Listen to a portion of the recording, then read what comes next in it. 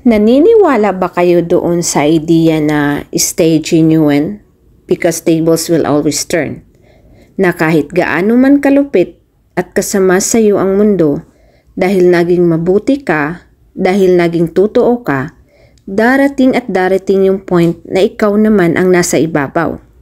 Na kahit super effort yung iba na ibaba ka, wala silang magagawa. Kasi aangat at aangat ka talaga. Hindi dahil lang ginusto mo lang, pero dahil doon ka dapat. Kasi naging mabuti ka. Naniniwala talaga ako doon sa idea na always remain humble and never look down to anyone. Nasa taas ka man ngayon, but you will never know what life comes next. Kaya remember to always be kind and genuine.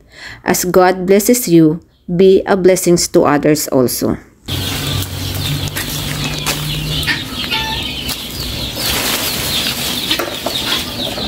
Tagana ko ay tinigas. Tura ko. Asa? Ilisod na ko ng kabuto.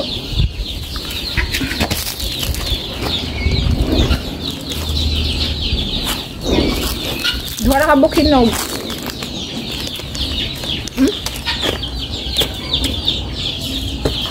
Hinog na kayo. Pagkaw ng manok. Wa man na-shoot. Dahil. Saan na ako na? Kanon. Wala.